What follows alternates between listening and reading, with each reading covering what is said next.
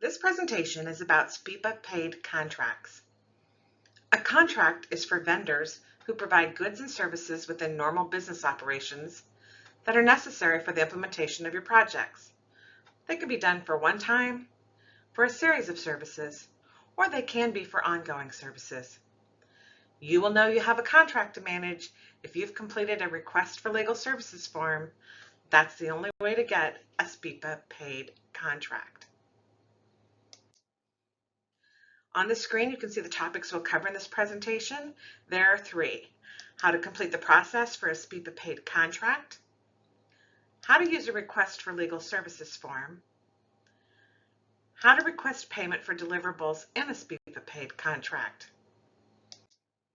This is Fred. He advises the SPIPA fiscal team on important issues. Fred's favorite book? It's the SPIPA Financial Management Manual.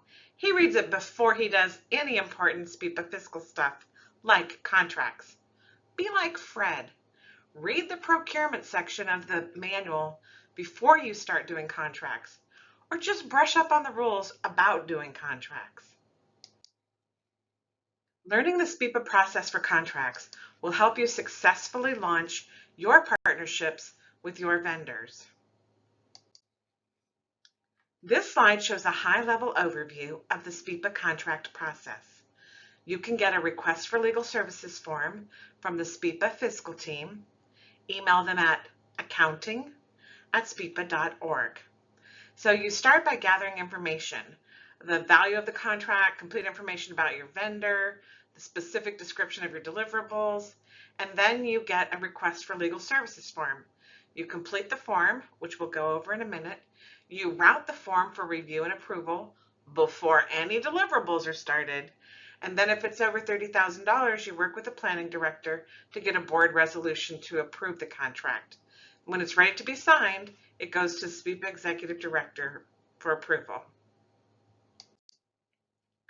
This is the request for legal services form. Most SPIPA-Paid contracts are prepared by SPIPA's legal counsel. If you want to use an outside entity's contract, it still requires SPIPA attorney to review it. And so you need this form. So keep in mind when you're filling it out, you need the full name of the contractor, the complete contact information for the contractor, and very specific details about the deliverables for the contract. Oh, Fred says he wants to talk about deliverables. Deliverables are the quantifiable goods or services that need to be provided at various steps of a project as well as at the end of a project. They're very specific, so you'll want a comprehensive list of all the products and services you'll pay for under the contract. You want to put that on your request for legal services. So back to filling out the form. So you've got the name of the contractor, their information, the deliverables. And then there's a question about sole source. This is tricky. We'll be going back to Fred for a little more discussion about that. But first, I'd like you to notice on the upper right-hand corner of the form, there's a routing process. You as the requester should ensure that it gets routed to all the required parties. If you don't know who are your required parties, ask your supervisor or email accounting@spipa.org. Okay, sole source. Let's see what Fred has to say about sole source. Sole source, he said, can be tricky. They aren't very common because the federal funders who give us grants require us to have a fair and open competition for expenditures. So the technical jargon for doing sole source is called non-competitive procurement. There are specific circumstances in which non-competitive procurement can be used. You can sole source if you're acquiring property and services which are not exceeding $35,000. That you can sole source if the item's only available from a single source, like you needed to have your V-boxes x-rayed and there was only one V-box x-rayer in the whole state.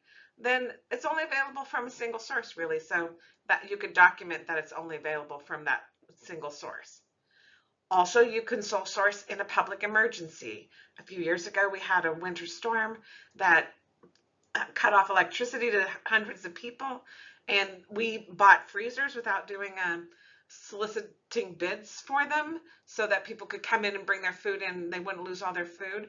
We didn't have to do a fair and open competition because it was an emergency. And then the fourth way that you can do a sole source is if you do a solicitation and after all the bids are in, there's no other qualified source to provide the goods or services. Only use sole source if you understand what it is and have a documented analysis showing how you made your determination. Other things to be mindful of when filling out your form is the compensation. On this form, there are two parts that we need.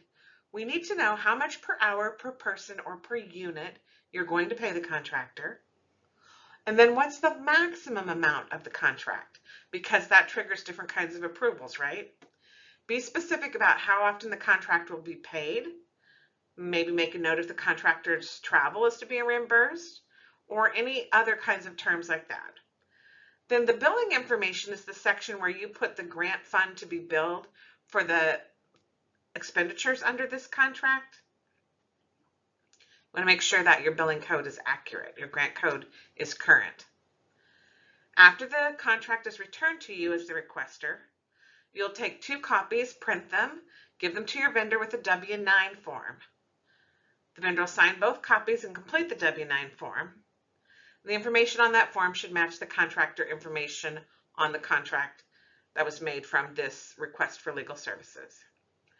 The copies of the signed contract go to SPIPA's fiscal team, which will open a master contract file, do the required background and licensure documentation. Then it goes off to SPIPA's executive director for review and signature. You as the requester will get 1 fully executed copy of the contract to send to your vendor. When you're ready to request payment for a contract, you can do it through Smartsheets or you can do a paper purchase requisition.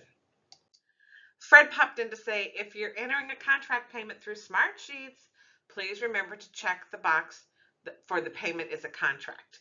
It says request pertain to a contract. Be sure to check that box. Thank you for taking time to learn about SPIPA-Paid contracts. Check out our SPIPA Fiscal Services presentations on our YouTube channel.